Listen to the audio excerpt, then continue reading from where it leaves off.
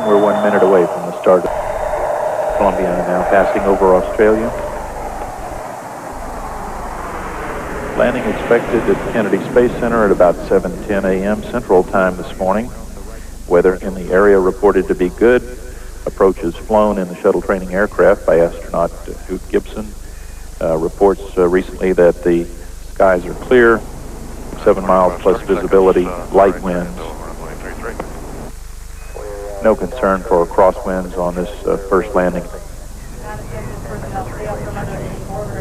Well, we're looking over the runway for anything we can find that would be a problem for the orbiter.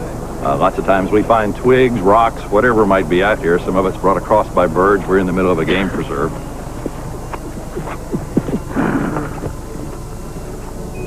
Houston, check auto damp and on item 27, please. Expected time is 0809. The shuttle is a difficult aircraft to fly. It doesn't have engines when it comes back to Earth.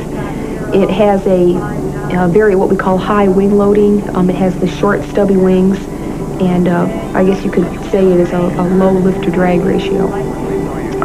It sinks like a brick.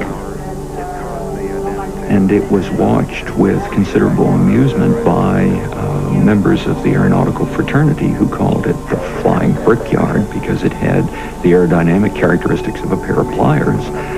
And in fact, many people expected that if the shuttle were going to have an accident, it would be on landing because its flying characteristics were practically nil. It sort of lands in a controlled crash.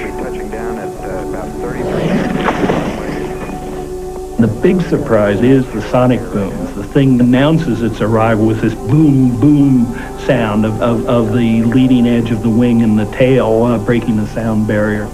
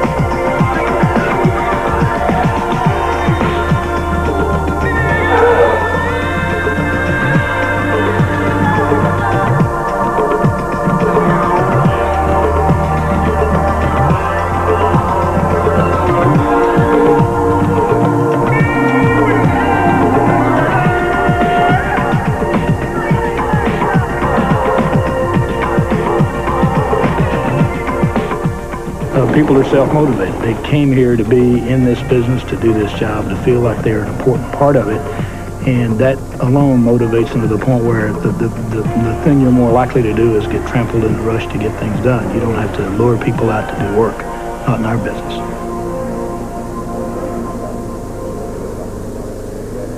The thing is full of all kinds of toxic stuff from its on-orbit propellant system. So you see these trucks go out to so-called safe the orbiter, and that's making sure that none of these fumes are loose or can affect the ground crew or the astronauts as they debark. You've rolled to a stop, you've come to the conclusion of a successful mission, and there's a real feeling of euphoria, but at the same time, your big experience has ended, and you're back to the end of the line in terms of getting ready to go for another one. So it's a bittersweet experience. About 4 hours after landing here, the astronauts are off the ship, the orbiter systems have all been safe, the tug's hooked up to the orbiter, and we're in the process of getting the final go to tow.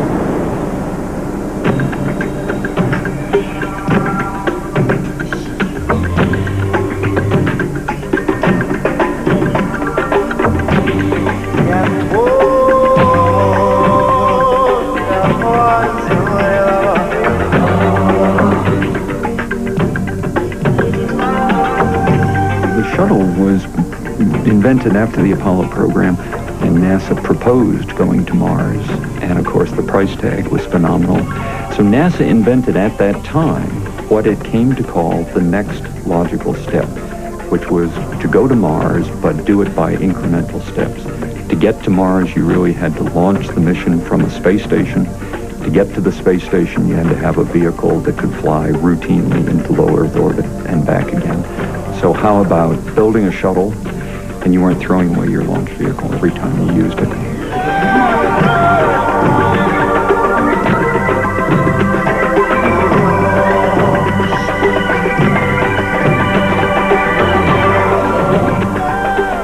It is the most marvelous machine ever built, but there's no destination for the shuttle. The shuttle was designed to go to a space station, so it goes up and down to space without doing the primary mission that it was intended. And if we don't have a space station as the destination for a shuttle, one can't justify the enormous shuttle costs that we have.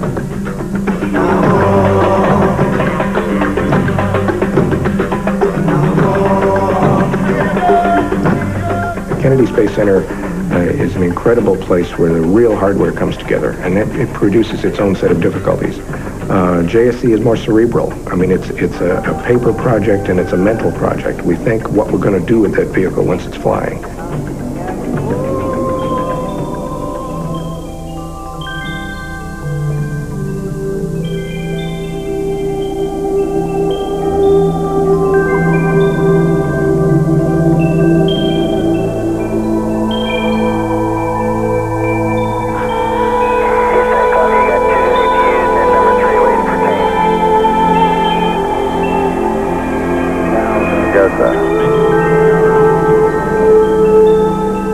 The Johnson Space Center is the place that astronauts live and work. It's the place where people prepare for the missions, where the astronauts are trained, where the missions are simulated, and ultimately when the orbiter is in space, where the missions are controlled. At 11:50, we think the engine will go down at 4 minutes. Fido standing by for performance call. First row of consoles, people are going to be mostly worrying about the trajectory of the orbiter, where it's going, and if we're making the places in space we've got to get to. The second row of consoles is mostly going to be worrying about the systems on board the spacecraft. The third row is mostly going to be concerned with the command of the vehicle, sending the commands, the flight director, and overall decision, and the Capcom communicating with the crew. Back here, the people in the hot seat are going to be the boosters. They're going to be monitoring the main engines, and the hydraulics officers on the other side of that. Go for 2 fans and add day 1. Discovery Houston, you go for the 2 fans, and how do you hear me on this transmission? Being a flight director is just hours and hours of boredom interspersed with moments of stark terror. I wish they hadn't done that. They took the butt can for us. Most of the time, everything goes very well. And but then there are those moments where suddenly, and very unexpectedly, you're in a situation where your performance has ultimate consequences. Houston, and we're looking at control CA2 down. Sorry. Not a good sign. My name is Eileen Collins, and I'm an Air Force Lieutenant Colonel.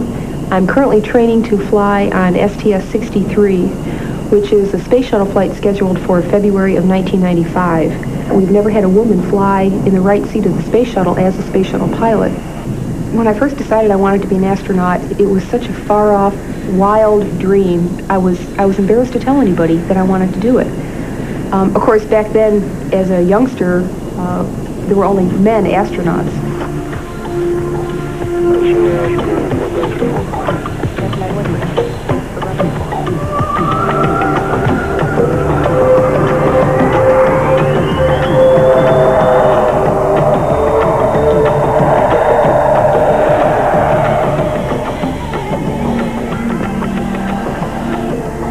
NASA 913, after this pattern, we'll be requesting departure to the local area. 913, Roger. Whenever we say we want some astronauts, we get hundreds and hundreds, even thousands of applicants. It's easy to go fishing in a pool that's this deep, you know. We pick 20 or 25 every couple years, are superb individuals. Maverick isn't exactly what you want, and you don't want a computer nerd or something. You don't want somebody that's very, very good in just one subject and not broad. So what we look for is somebody who is, of course, intelligent and willing to work hard and, in fact, subvert their own desires for somebody else's, because in many cases you carry somebody else's science up into orbit and do their work. Somebody who can get along in a team situation and behave pretty well in an emergency.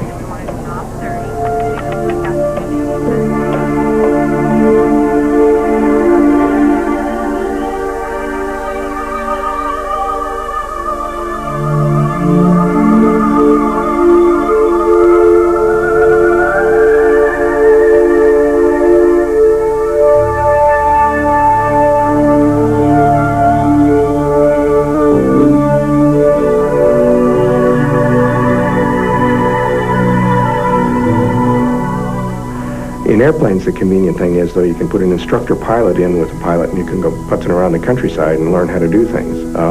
Spaceflight is still so expensive, you can't do that. You can't send a rookie into orbit because of the time and the expense. So we try to recreate the environment on the ground.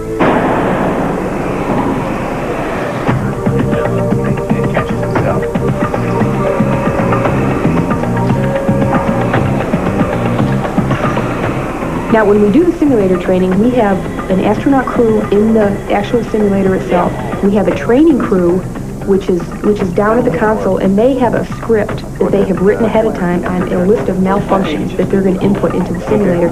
And then we have flight controllers over in mission control, and they don't know what kind of malfunctions are coming. And the astronaut crew doesn't know what's coming. Okay, we're in flight control room 1. We're about to start an integrated simulation. We're about to launch Discovery. Copy and lift. Roger, roll, Discovery.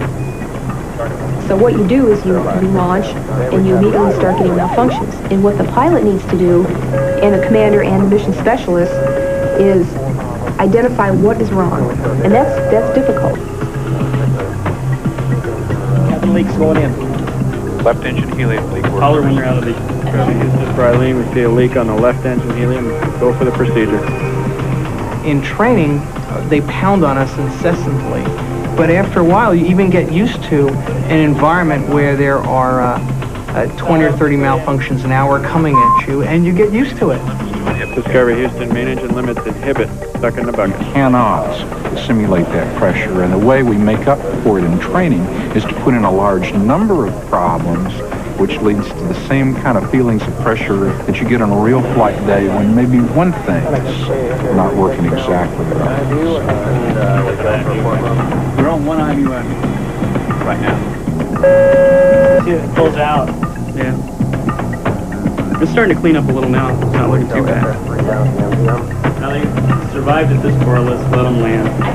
Crews come back laughing. They say if you can survive the simulators, the spaceflight itself is a dream. Trying to keep up with the vehicle that's going about Mach 25, and our brains are only about Mach 23, so we were scrambling. Oh, it's better than a workout at the gym.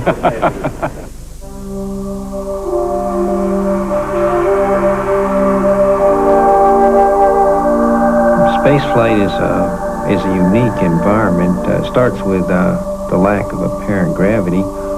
When you're taken away, you're in an environment now that my system was not designed to be in.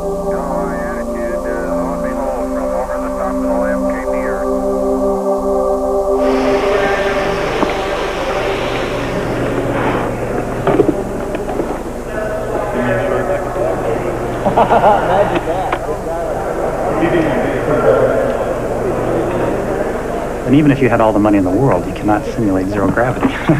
So, and that oftentimes presents the biggest challenges when you get up there, is dealing with that and operating in that environment. Flight Pratt, 150, that's correct. Up there, you're on a different time. The sun goes up and down every hour and a half. And depending upon your kind of work and sleep schedule, you have a different form of time up there.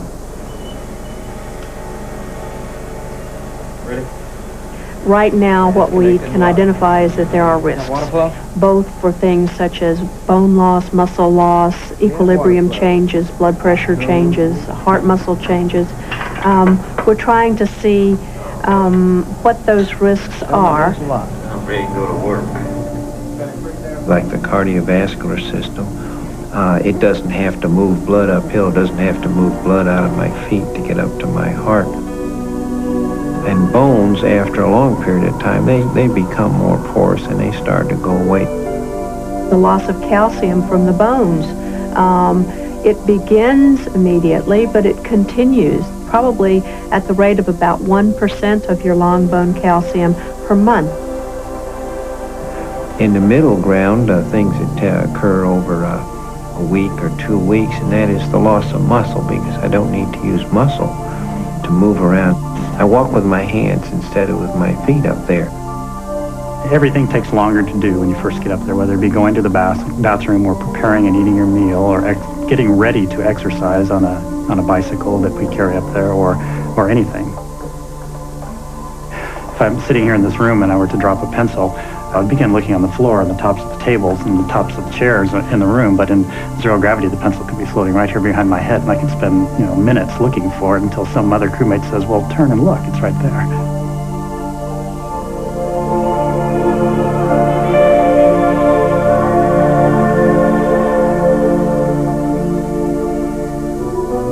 Sleeping up there is really pleasant.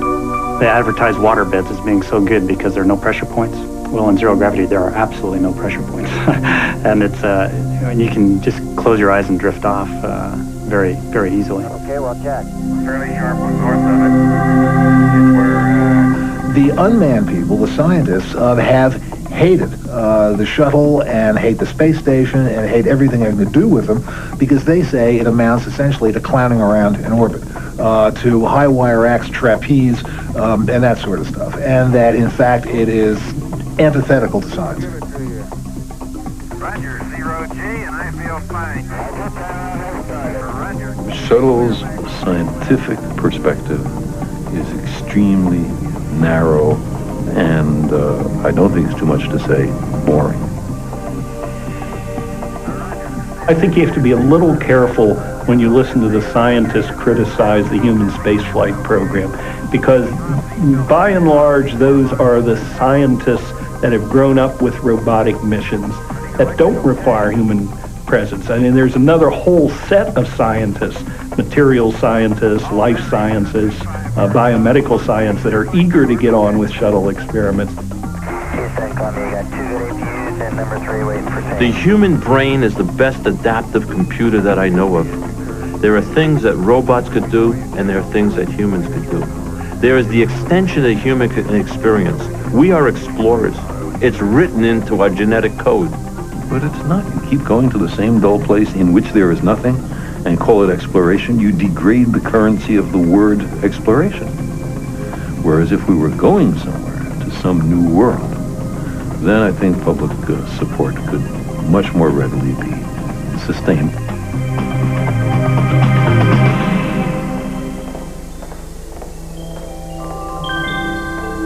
We are lost in an obscure backwater of space and time, a small planet that goes around one of 400 billion other stars, located on the periphery of a minor spiral arm of one of 100 billion other galaxies.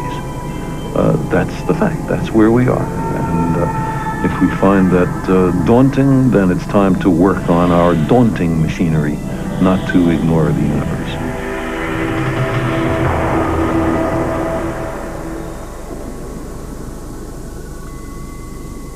Oh, well, it's an incredibly beautiful, it's an aesthetic kind of spaceship.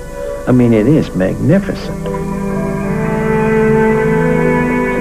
You understand you are a threat out there, your very presence. Rubbing and touching anything produce contamination by definition. You flake little things off, dust off. You try not to touch anything. We were trying to turn work into art. Just how good a craftsman can you be?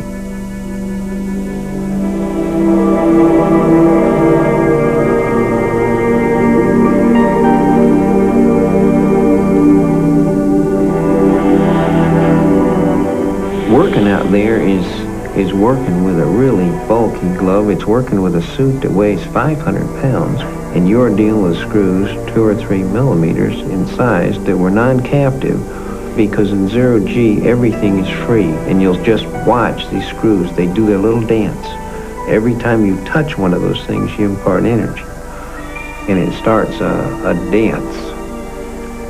dance of the spheres.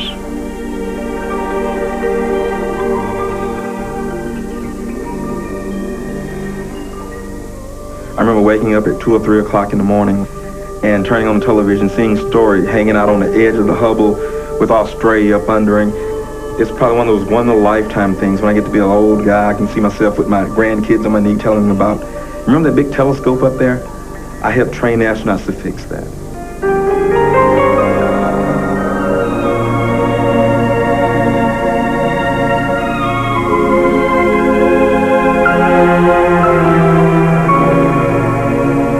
Now, Hubble's the most powerful instrument in terms of looking at the universe that we have ever had. Now, that's why Hubble touches people, but not only as a literal, physical, scientific instrument, it is a symbol for humanity's quest. What is our place in the universe? What is our universe?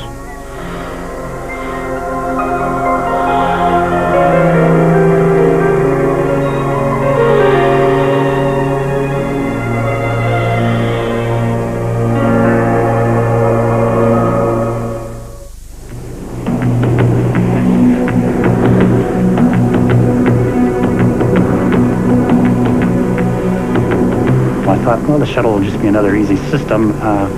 You know, within a matter of weeks, a couple weeks after getting the books on it, I'll study it up and I'll be ready to go fly it. And it turned out to be not the case.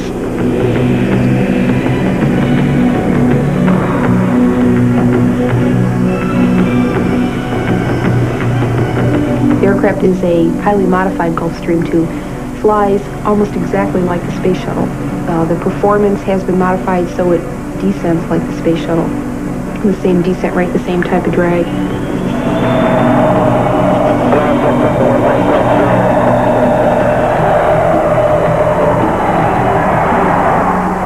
It's very, very important training for shuttle pilots because the shuttle is a very difficult aircraft to fly. And it's very different from any other airplane that I've flown in my life.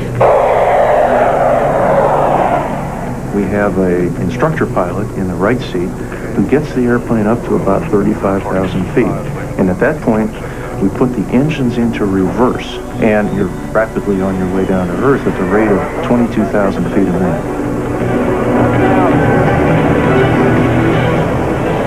Commercial airlines, you come in at about a 2% glide angle coming down. Shuttle comes in 22%. That's going downhill real fast.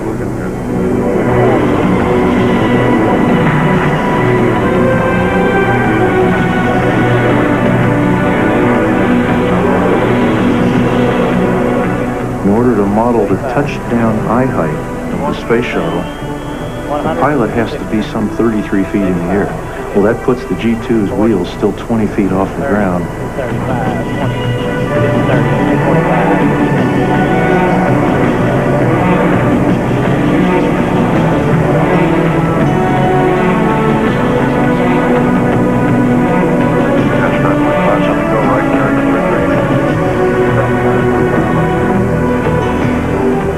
Before you fly as a commander, you typically have about 1,000 approaches. And you get about 10 a flight, so about 100 flights in the shuttle training aircraft. It's a real nice process coming back. When you hit the Earth's atmosphere, you're doing Mach 25 or about 18,000 miles an hour. And the way you slow down is by pancaking or sort of speed braking the orbiter into the Earth's atmosphere. And that's why the tile are so critical on the bottom, is that they absorb that heat. 5, 6, 7, 8, 9, 10, 11. Okay, that's it. Lower surface tiles can protect up to 2,500 degrees. It is sometimes hard to believe that it protects it like it does.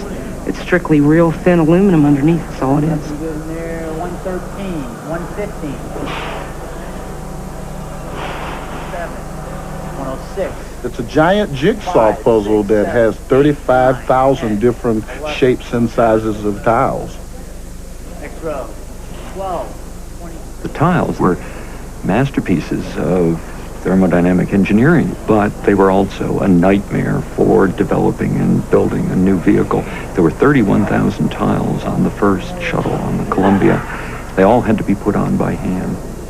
And it did seem like an endless job, like something we would never perfect. They were so fragile. It seemed like every time you were working on them, something went wrong. It took a total of 670,000 hours to put them on, 335 man-years. The worker could install about 2 in a week. It was a nightmare.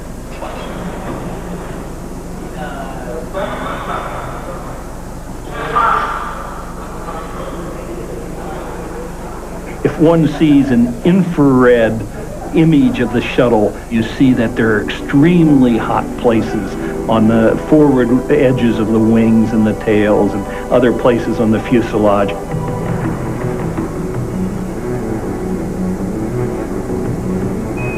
We got quite a light show out here right now.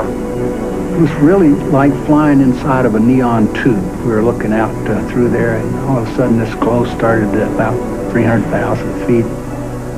There's this nice, soft orange light that surrounds the vehicle. It doesn't look all that hot, but it's there because it is hot. We're sure looking at 2,000 to 3,000 degrees right outside the window. It was awesome and very impressive, and it worked. In the Apollo days, when the capsules came in, all the heat protection burned off. But what we do now keeps the astronauts safe. Without us, it doesn't come back.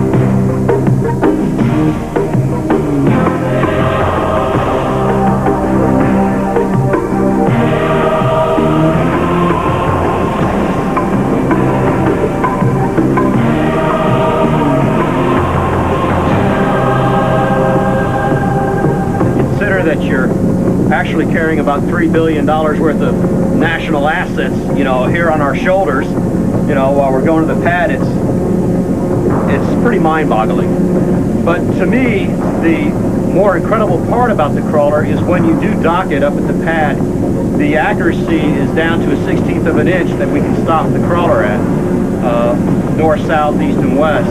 So even though she may be a clumsy beast, she can really put it on a dime.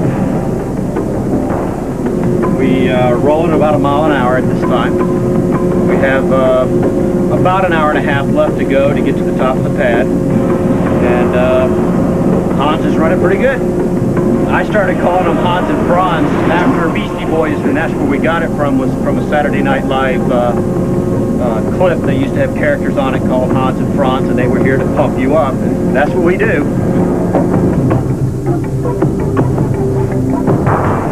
When we developed the shuttle, we used the old facilities that had been created for Apollo and adapted them for shuttle. It's very much a cobbling together of budget-driven design compromises that we see. It was a learning process of old technology and new technology put together to try to define and place how we can go on from here to do it more efficiently. There are something like 30,000 people involved in getting a shuttle ready for launch and launching, and that's no way to make it cheap. The idea that we could have done that somehow for $10 million a throw just boggles the mind when you see what actually happens.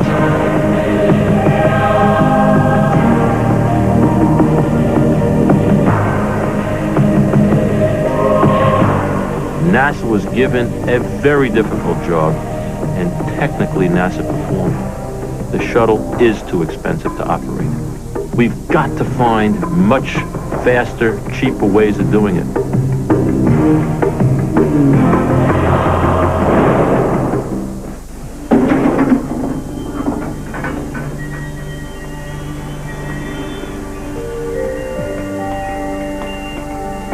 after the fueling is complete, we come out here with a team called the ICE team.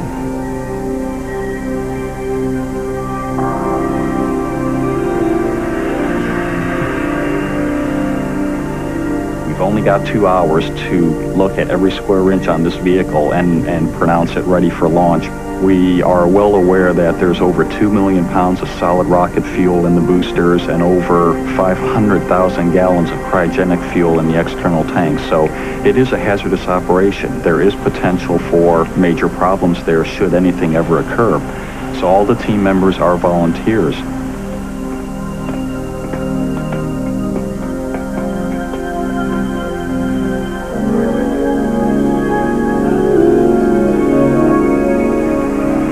Actually strikes me as a living, breathing entity. It makes sound. There is the hissing of purge gases escaping, the popping of valves opening and closing, the rumble of the burn stack as we burn off the excess hydrogen. And so you get this impression that it is ready to go and it's catching its breath, waiting to jump off the pad.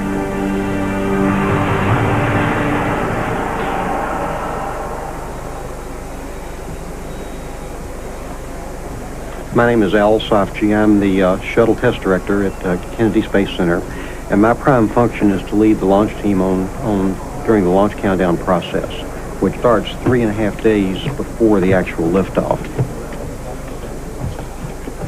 The final hours of launch start approximately 8 to 10 hours before launch, and we come in, we check the weather, make sure we have good weather, we check with all of our systems and all of our support areas around the world and make sure that no one has a problem that would prevent us from tanking or launching. When you get ready to launch the shuttle from the Kennedy Space Center, you have several emergency landing fields on the other side of the Atlantic Ocean, 6 time zones away. And so if it gets too late in Florida, that means it's already, particularly in the winter, dark in Spain or on the coast of Africa. And so you can cancel a launch because your emergency landing sites are in darkness.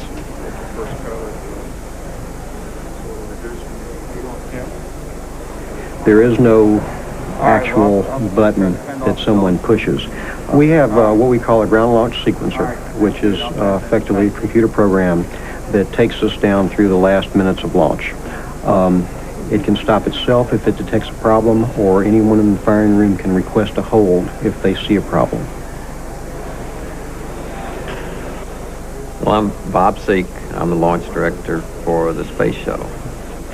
My responsibility is to make sure that we don't get launch fever, we don't get carried away. In this pyramid of reaching the final go for launch, everyone is polled where they have to indicate that they are really go to proceed. NASA Test Director, this is ICE Team, Channel 232. We're complete on the FSS 215-foot level. Everything looks fine. If I'm comfortable that there's nothing out there that's bugging anybody, then it's fairly easy to give the go-ahead to launch.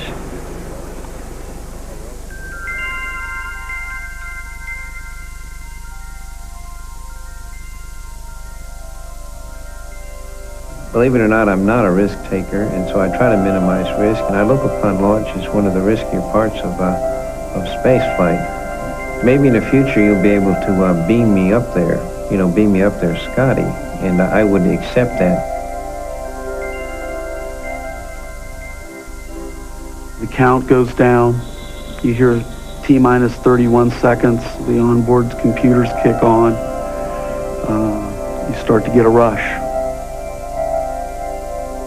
The last few seconds, the launch count, there's a lot of dynamic things occurring on the shuttle. Things are powering up, pumps, engines. You hear the engines kick on. You can see the large steam cloud rise, and then you hold your breath for a few seconds, praying that those solid rocket motors were going to go. And that 6 seconds seemed to last for an eternity because The vibration was so high you could feel the shuttle just straining against the launch pad. You'd think it's going to shake itself apart, and let's hurry up and light solid rocket motors. Come on, let's go. And then bang, at 0 when the solids light. When those kick on, you're going to go somewhere. The shuttle will not stay at the pad.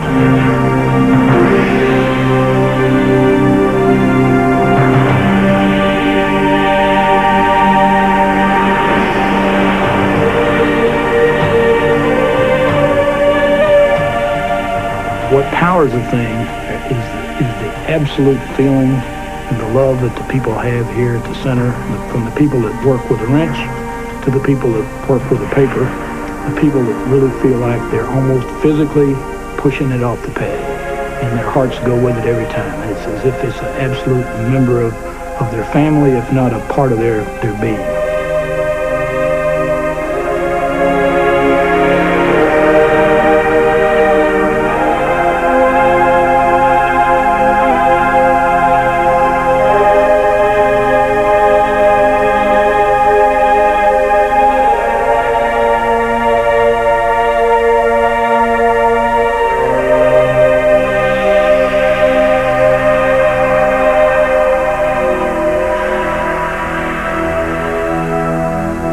Launch is very fast, it is very violent, it is very noisy. It's basically vibrations and noise. I'm scared of launches, I'm scared to death of launches. I really don't like doing them, but I accept them, and I accept that risk. Space is my calling.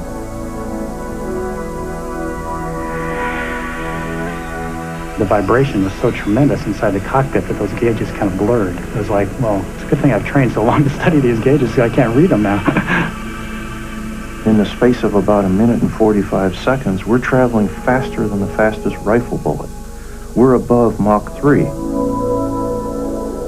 What will we do if we lose an engine at this point? Will we return to Kennedy, or will we continue to Africa?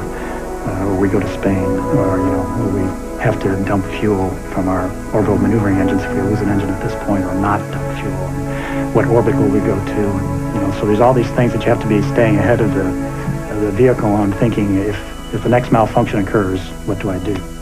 After 2 minutes and 12 seconds, you're off the solids and you're onto the main engines. That's a smooth ride. It is a bit of a relief to know that they're gone. And you figure that the main engines have been working just fine for 2 minutes, no reason they shouldn't for another 6. So you're feeling pretty good at that point. It takes approximately 8.5 minutes of powered flight from liftoff at the pad until you're going 17,500 miles an hour. When you're on board, that's a very exciting ride. It goes by very quickly.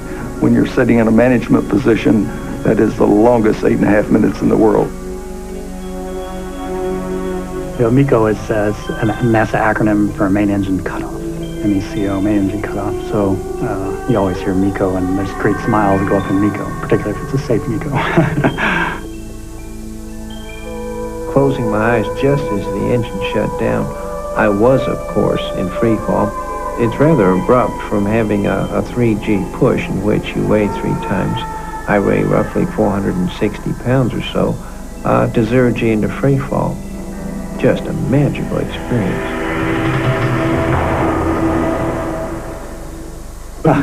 It's euphoria on board. It's euphoric. There's just the whole crew. It lets up a cheer. I don't know. I'm not sure if it's an unspoken thought in everybody's mind, or just sheer joy of being there. But it's certainly a little bit of both. We're alive and we're in orbit. What could be better? It's an archetypal dream of human flight.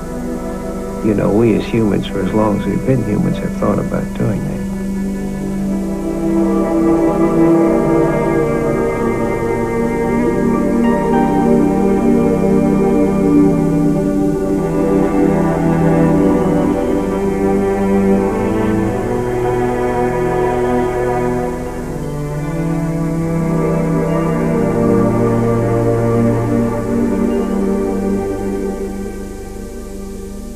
Insurance salesman called me up. I surprised him and said, yes, I am interested in life insurance, what he called. And He said, oh, great. You know, I could tell it's probably the 1 in 100 that he'd got that day. And I said, how old are you? You know, and do you smoke? No, good physical condition. Yes. You know, and great. And what's your occupation? I said, well, I'm an astronaut. Dead silence on the phone.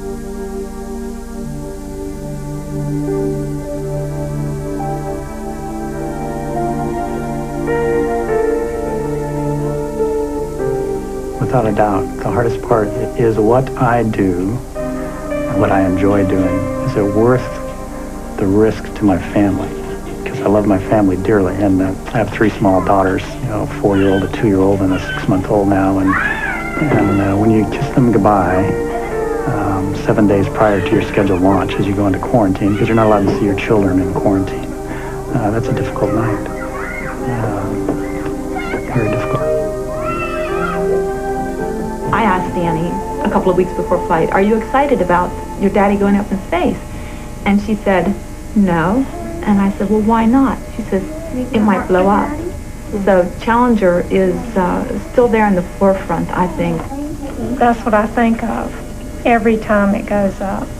And the boosted separation really bothers me. And my children, you know, laugh at me when we have a joke afterwards, but I jump every time.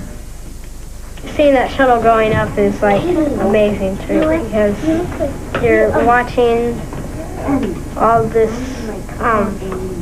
power just push this tremendous shuttle into the air, and it starts to hover at first, and it seems like that's the only thing you care about in the world right now.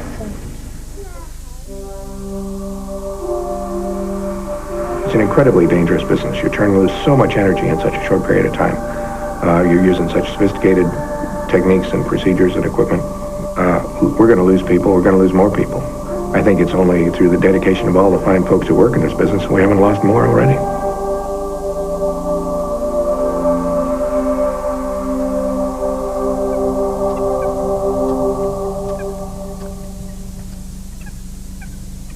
Then when you get to countdown, it never gets to be routine. It never gets to be old hat. You can't help as a human being not to have that nagging feeling that, have you ever done enough? You know, have you ever really done enough?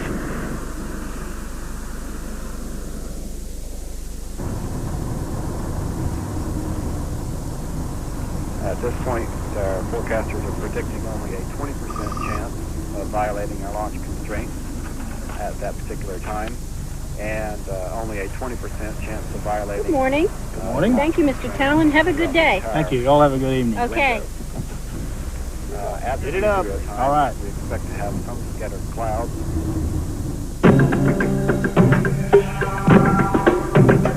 On schedule.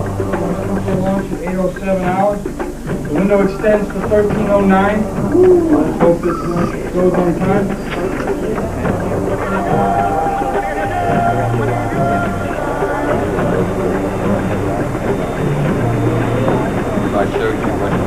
We've loaded the tank and we're replenishing it, keeping up with what we call the heat leak, because it's not a perfect thermos bottle. So we have to keep adding a couple 100 gallons a minute of hydrogen and oxygen to the tank.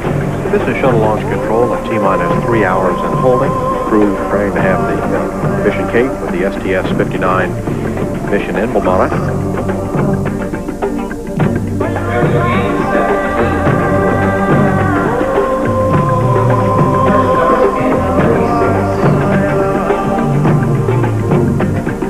This is Shuttle Launch Control. Approximately 1 hour and 11 minutes remaining in this built-in hole. The ice team is at the pad doing their inspections at this time and is reporting some limited ice found on the external tank. Commander C. Gutierrez, pilot Kevin Chilton, and here's our Taylor Commander Linda Godwin.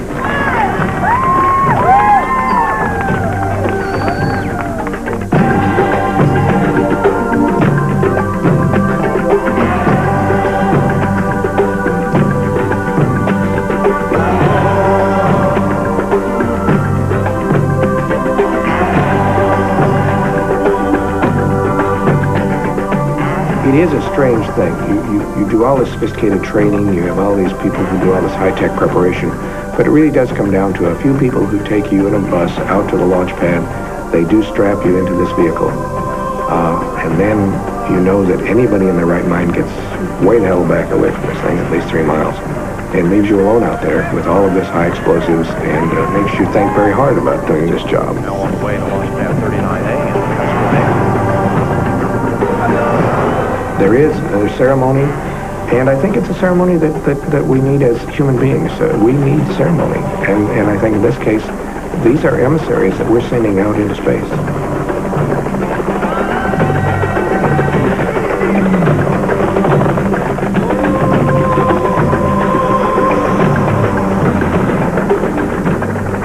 Yeah, well, and the excitement in the bus kind of builds, too, as we're coming down. I can remember going out and people saying, okay, one more corner. Oh, you know, look at that. Isn't it marvelous? Normally, you're used to arriving at the pad and finding all these workers, you know, scurrying all over the place, readying the vehicle for flight or readying the pad. Suddenly, you get out there and there's just the 6 of you on the crew and the 6 members of the team that are going to help strap you in and do the final hatch closing. And that's it. It's the only human beings out there in this big, beautiful rocket ship. We're at the 195-foot level of the tower. The crew module's right here. The external tank is not more than 20 feet to this side, and there's a solid rocket booster that's loaded and ready to go that's right next to it. So we're right in the middle of it. All of that's full, and we've got about 1 million gallons of liquid hydrogen and liquid oxygen right there ready to go. So you're one of a dozen people that you're out here, and everybody else is 4 miles away.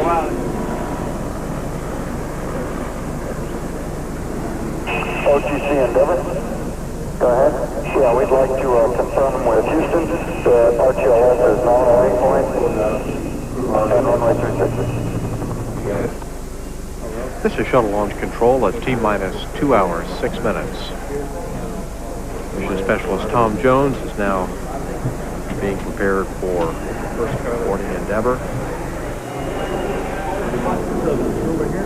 There you go. Okay, we got you now. At this point, you're kind of numb to the whole thing, I think. You're just excited a bit and looking forward to getting in and strapped in and settled down. And it's a bit uncomfortable like this. Kind of laying on some valves on the back of the suit. But it's not too bad for the first hour and a half or two. As you approach a little after that, you start getting a little uncomfortable with sometimes back pain. So the quickest way to get comfortable is to launch, you know. If you scrub, it takes them about 40 minutes to get back out here and open the hatch and take you back. But if you launch, it's only 8.5 minutes to 0 G. So that's the most comfortable end of the deal. Get into that one, I'll put your boots up.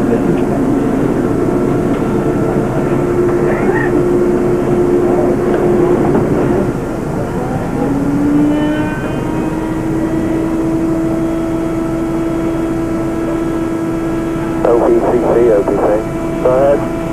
Yeah, we'd like you to turn the portable O2 back on. Copy. Good morning.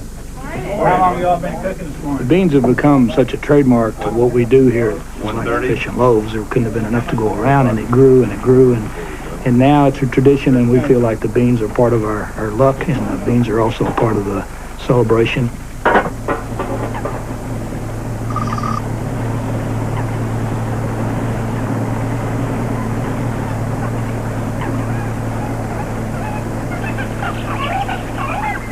Shuttle launch control. Astronaut who gets both shuttle training aircraft. He can evaluate the actual weather conditions around the runway. Definitely waiting for his report before we commit to launch this morning. I think that people become addicted. They go back time and again to watch them. You know, the people who live down there get up at all hours of the day or night when there's a bird about to go. You know, all the cars stop and watch it go. The observance, it's almost like people going to watch the king bathe. It is kind of a religion. I mean, it's like people are watching human beings leave the earth, and it's a process that they want to be a part of. It's kind of like our Super Bowl day, and we're all hoping and praying and a little bit nervous. KSC area is clear for launch. Copy.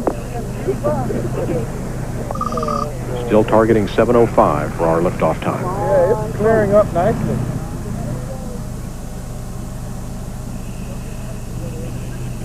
Now, checking the flight controls of Endeavour.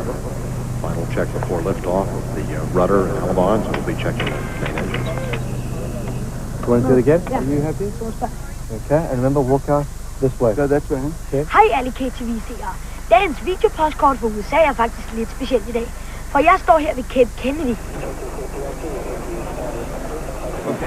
T-minus 5 minutes. TLS go for orbiter APU start. TLT, OTC, perform APU start. Work in space. Good work. Kevin Chilton now flipping 3 switches in the cockpit to start each of the 3 APUs.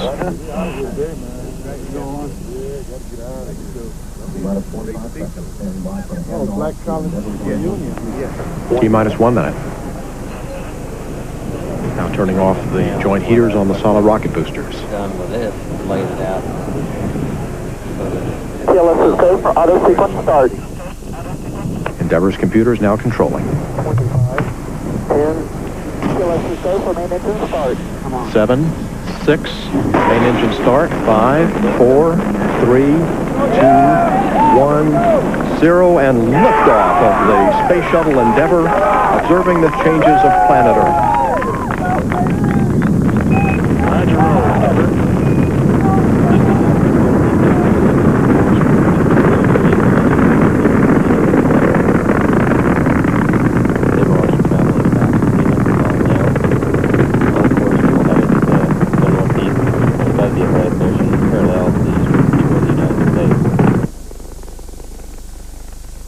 Speed now 1,000 miles an hour, 5 miles downrange. Never go with throttle up. Roger, going throttle up. Altitude 9 miles. 3 engines now back at full throttle. Look at that shadow. Altitude now 15 miles. Speed 2,100 miles an hour, 15 miles east of the launch pad. Flight controllers standing by for burnout and jettison of the twin solid rockets.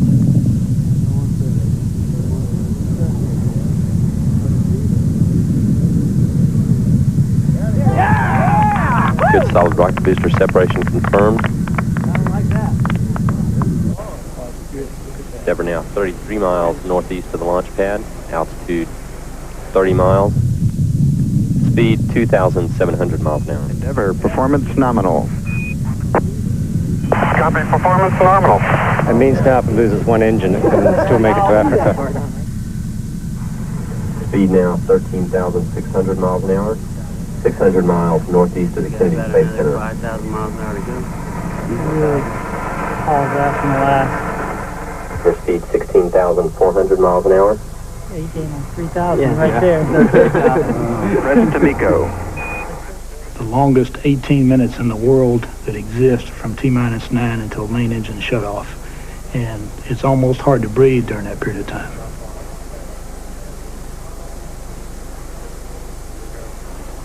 Booster officer confirms the good cutoff of the main engine. Good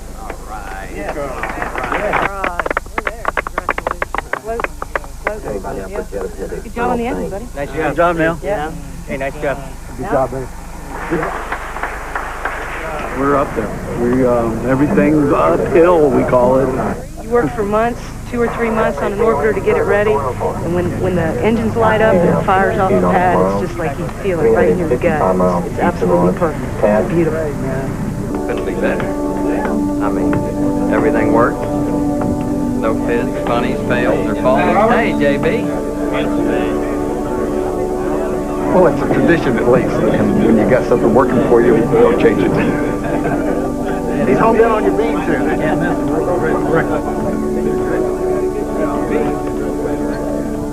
Manned access to space, we feel, is on our shoulders.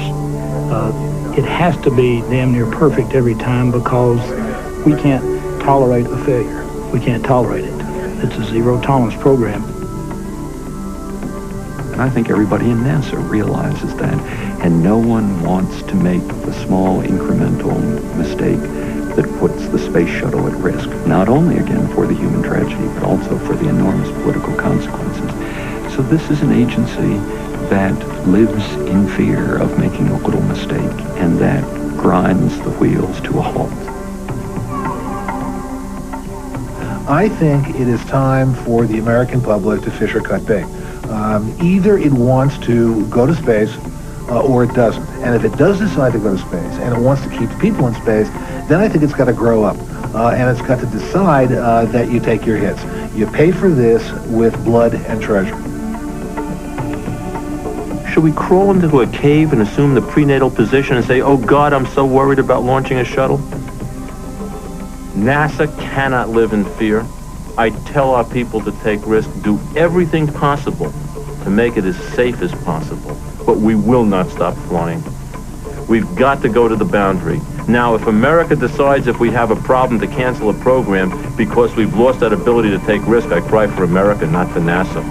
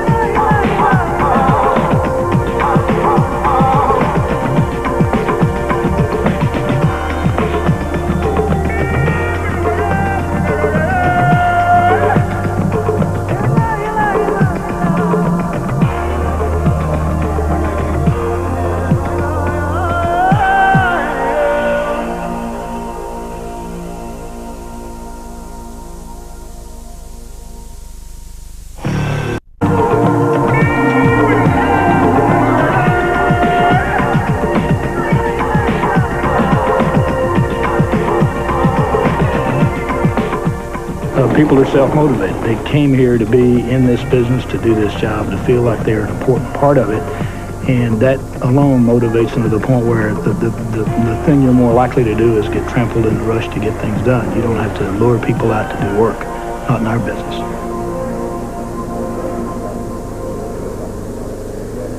The thing is full of all kinds of toxic stuff from its on-orbit propellant system. So you see these trucks go out to so-called safe the orbiter, and that's making sure that none of these fumes are loose or can affect the ground crew or the astronauts as they debark.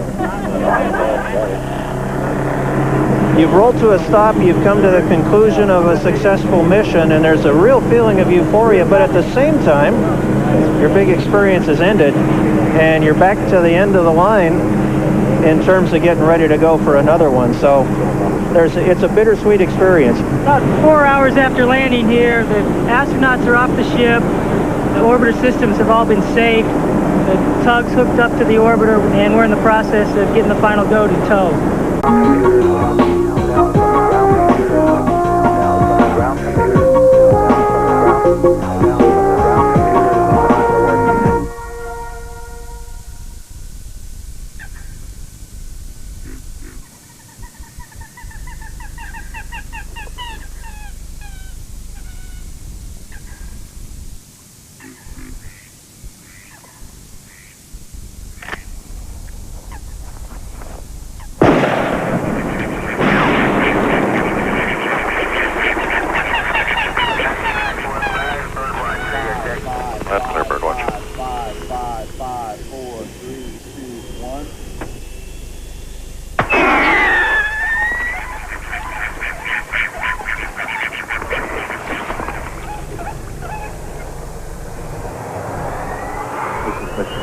Houston, we're 1 minute away from the start. Columbia now passing over Australia. Landing expected at Kennedy Space Center at about 7:10 a.m. Central Time this morning. Weather in the area reported to be good. Approaches flown in the shuttle training aircraft by astronaut Duque Gibson. Reports recently that the skies are clear, 7 miles plus visibility, light winds. Sound of the leading edge of the wing and the tail breaking the sound barrier.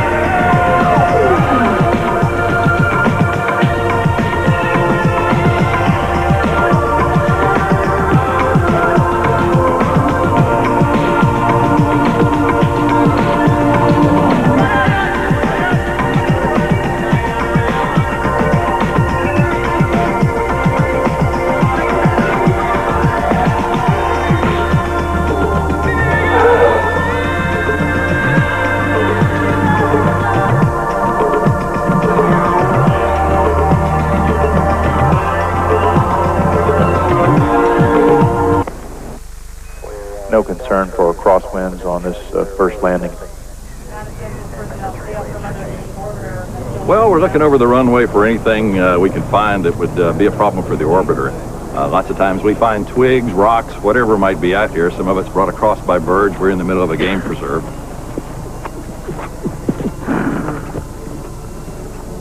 Columbia, Houston, check auto damp and item 27, please. Expected time is 0809. The shuttle is a difficult aircraft to fly. It doesn't have engines when it comes back to Earth. It has a very what we call high wing loading. It has the short stubby wings, and I guess you could say it is a low lift to drag ratio. It sinks like a brick.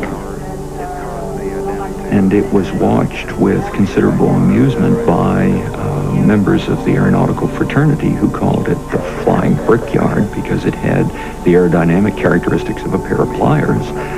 And in fact, many people expected that if the shuttle were going to have an accident, it would be on landing because its flying characteristics were practically nil. It sort of lands in a controlled crash.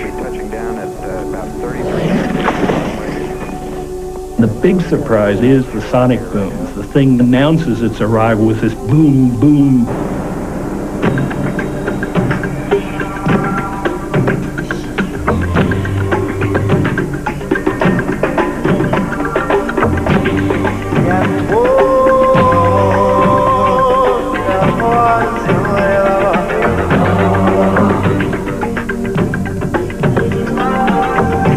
The shuttle was invented after the Apollo program, and NASA proposed going to Mars, and of course the price tag was phenomenal. So NASA invented at that time what it came to call the next logical step, which was to go to Mars, but do it by incremental steps. To get to Mars, you really had to launch the mission from a space station. To get to the space station, you had to have a vehicle that could fly routinely into low Earth orbit and back again. So how about building a shuttle and you weren't throwing away your launch vehicle every time you used it?